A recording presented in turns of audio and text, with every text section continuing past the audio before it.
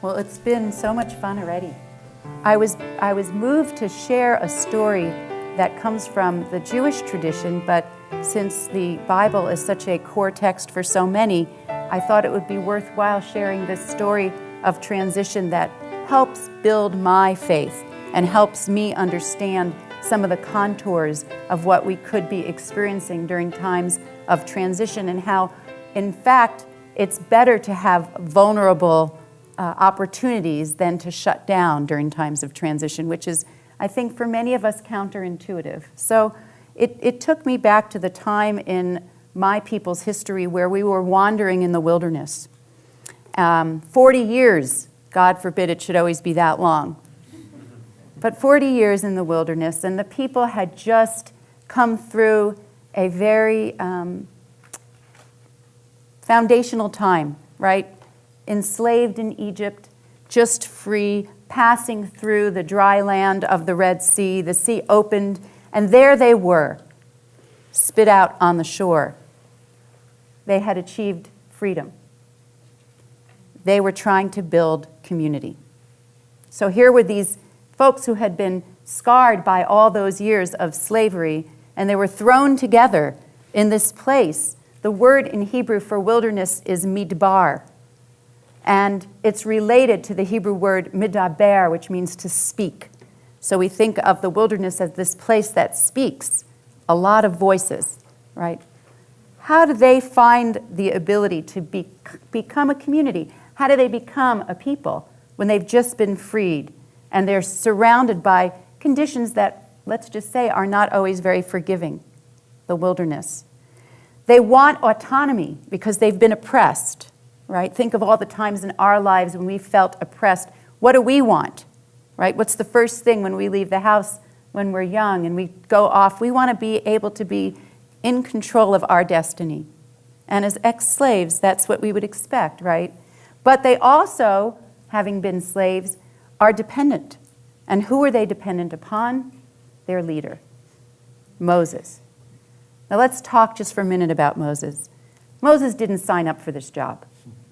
And many of us haven't always signed up for the job that we're given. We get deployed. That's one of Reb Zalman's phrases. He's off to his next deployment, is what he said. When he died, that's what he felt would be happening. And so here's Moses. Moses, who was born under slavery, and his mother hid him, right? As the story, the myth tells us, in a basket in the Nile. Who finds him? The Pharaoh's daughter. And where does she bring him? To the palace. So Moses grows up as royalty. He doesn't grow up as an Israelite. He's outside of that experience of slavery. And his first awakening comes when he sees a taskmaster beating an Israelite. And then what does he do? He kills the taskmaster, and he runs off. He runs away because he saw that somebody noticed he'd killed somebody. So here's this guy who stumbles upon this burning bush, notices it first of all, and God says, guess what? You're going to help liberate the people. And he's like, forget it. I can't even speak. How am I going to do this? And God says, I'm going to send your brother to go with you, Aaron. So here's Moses. All kinds of things had to happen, miracles, faith, trust, and the Israelites are wandering around in the wilderness. It's a huge job, right? I don't know that I would want to do this. Would you? Really, let's just say. So here are the people, they've been complaining, they're whining about water. They're like, you know what? This place is so awful. We'd rather go back there to Egypt, where we had melon and cucumbers and leeks and all this great stuff. We'll be slaves again. Just take us back to what we knew. And Moses is like, nope. No, you have to trust. You have to have faith. And how long can he keep this up? How long can you keep up being a leader when you feel like you're under circumstances that are so challenging? And you have your brother, you have your sister, who even they at times rebel, Moses and Aaron. But still, it's really hard. So in that time when he ran off because he'd killed this taskmaster, he went to a place where he met his wife, Zipporah, who was not an Israelite, by the way, right? And he had children. Again, outside of the Israelite people, an outsider. And when he was deployed back to Egypt, where did he leave his wife? With her parents. 2 kids and his wife. They're still back there with his father-in-law. So after some time, his father-in-law, Jethro, who we call Jethro, comes schlepping his wife and his kids, like, dude, you married her, you have children here, you've got to take care of your family. But Jethro himself is someone to contend with. He's a Midianite priest. He's a leader in his own right. And he's coming to see, because he's heard about the Exodus and all the miracles, and he wants to check it out. So here he comes with Zipporah and the kids. And he's so happy for Moses and the Israelites. They share wonderful stories. They have a festive meal. They break bread together. And then Jethro decides he wants to stick around to see what's going on here. He's not just going to leave his daughter and grandkids here. He wants to know what's up. So the next day, he watches Moses in action.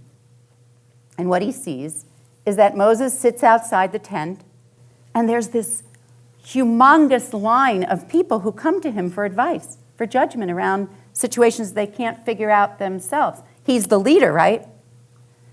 And he watches, and that evening he says to Moses, we got to talk. So he brings Moses to his tent. The 2 of them sit down, and he says, listen, this model, you cannot sustain this. This is not going to work. And Moses is like, yeah, I get it. It's not going so well for me here. And Jethro says to him, you've got to find other leaders. You've got to find people who have appetite, people who have wisdom, people who have talent, and you've got to develop them. You've got to help them bring out their gifts to your community. And you've got to set up a system whereby not everybody depends upon you, because you need balance in your life, right? And because it's not good for you, and guess what? It's not good for everybody else. So in this core text, we have this model of an outsider, Jethro, coming to witness what's been going on, right, among the people. And he holds out to Moses a model of shared leadership. Now, there are a lot of reasons, but Moses, amazingly enough, is open to being acted upon. So he, in his grace, shows the people that he can take advice from an outsider, from his father-in-law, from this Midianite priest. He's able to integrate Jethro's wisdom. He trusts it enough, and he incorporates it into the emerging body of practice for this new community. I find this to be something that is very hopeful and radical, frankly, within a core text. Because remember, we're talking about a formational time in the people's history, in the tradition. And it is, I would say, subversive. Yes, because when you think about people who have been slaves trying to create community, you think of a hierarchical structure being needed, right? Who's going to manage all of this?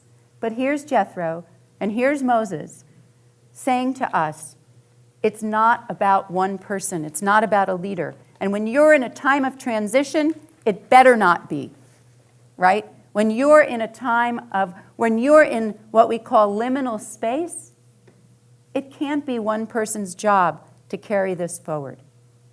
Now, we all know this, right?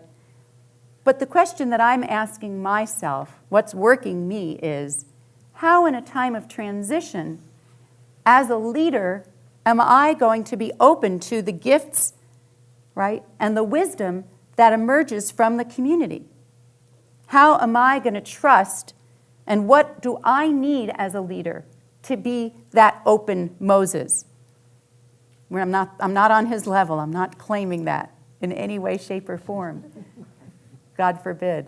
But the question really rings for us, I would say, any of us who are leaders and who find in our own lives that we are in transition, how can we model that sense of vulnerability? I love that during the break, somebody wrote, vulnerability builds trust, right? Vulnerability builds trust. How does that happen in our lives? How do we put ourselves in a position, like with Moses, where we're open to listening to the Jethros who come our way? We take the time, we take the wisdom in, we take the advice in. And those are the questions that are working me at this point.